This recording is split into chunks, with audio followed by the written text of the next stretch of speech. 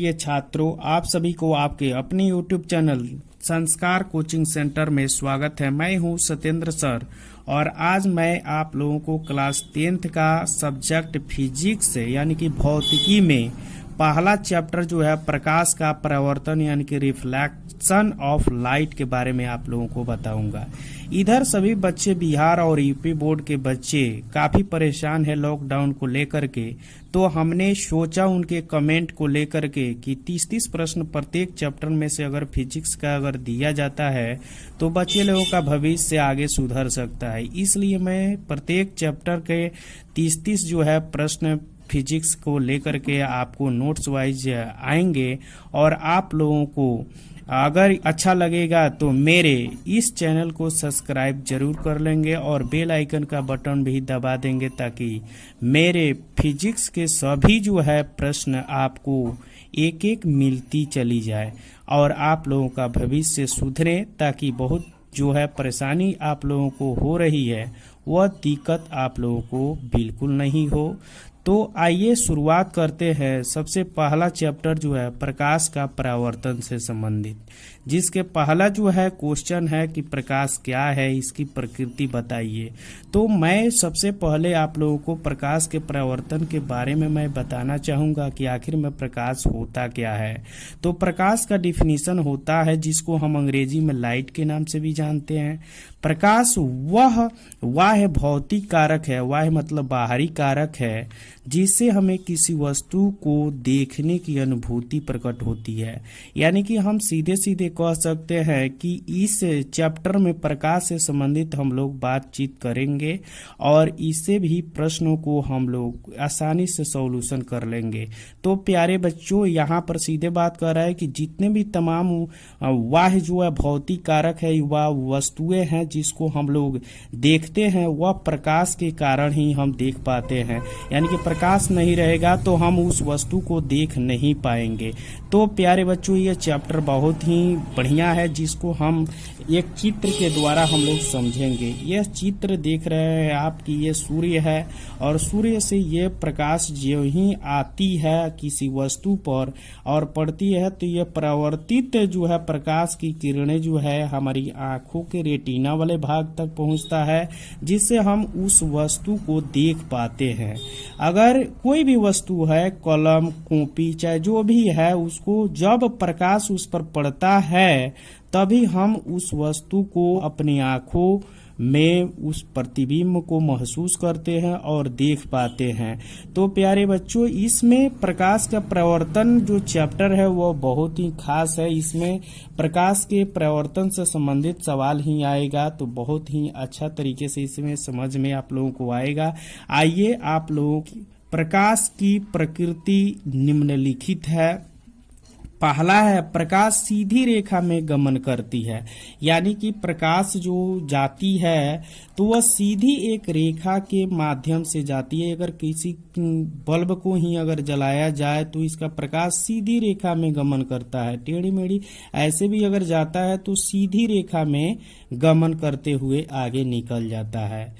दूसरा है, प्रकाश ऊष्मा और ऊर्जा का एक रूप होता है। किसी भी प्रकाश में हमें ये महसूस कर लेना है कि उसमें ऊष्मा और ऊर्जा दोनों है। जैसे कि हम किसी बल्ब को अगर हम थोड़ा स्पर्श करते हैं, छूते हैं, तो हमें महसूस हो जाता है कि इसमें प्रकाश जब जलना शुरू हो गया है, जब लाइट देना स्टार्टिंग कर दिया है, तो हमें महसूस हो जाता है कि इसमें ऊष्मा और ऊर्जा दोनों है।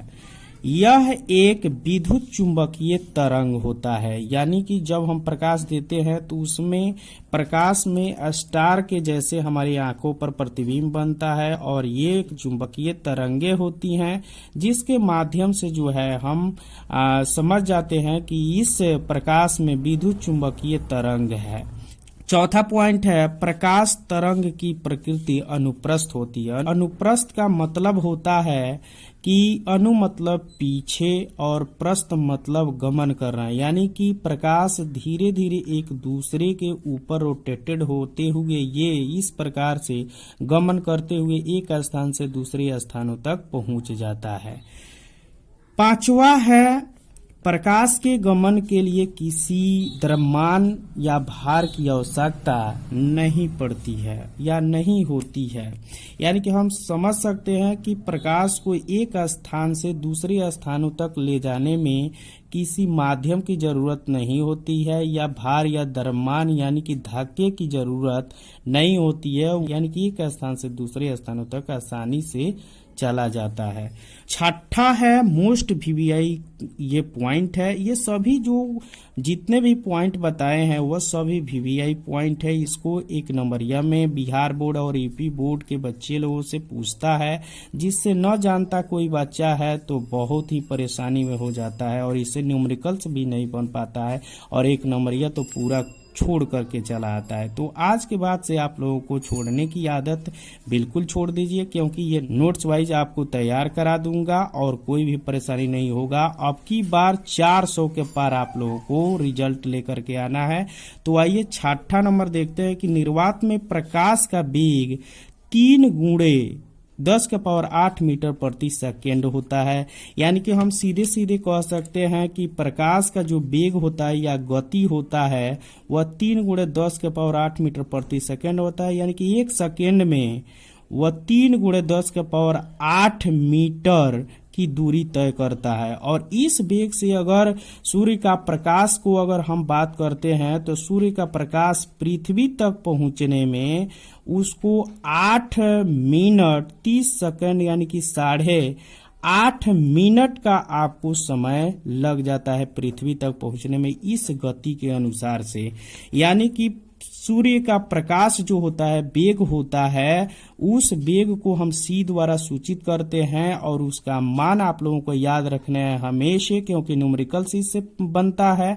तो 3 गुणे 10⁸ मीटर प्रति सेकेंड आपको याद करना है कि प्रकाश का वेग होता है। तो इस प्रश्नों को आप लोग अच्छे तरीके से इसको अपने कॉपी में नोट्स कर लेंगे और इस पॉइंट को याद कर लेंगे, जो खूब अच्छे तरीके से आप लोगों को नोट्स बनाने के लिए मैं कह रहा हूं और इसे याद भी कर लेना है, ताकि आप लोगों को बिहार बोर्ड का कोई भी एग्जामिनेशन हो या कंपटीशन लेवल में भी आप लोगों को अगला भविष्य में अगर हो तो उससे इसी से प्रश्न बनते हैं। आपको एक भी छूट नहीं पाएगा, मेरा फुल गारंटी है। प्यारे बच्चों, दूसरे जो वीडियो में हम लोग देखेंगे दूसरा वीवीआई क्वेश्चन की आप कैसे कह सकते हैं कि प्रकाश एक ऊर्जा है और इसको हम सिद्ध करेंगे। तो इस वीडियो को देखने के लिए आपको धन्यवाद। अगला वीडियो मैं लेकर के आऊंगा, सो सब्सक्राइब कर लें और बेल आइकन का बटन जरूर दबा लें। धन्यवाद।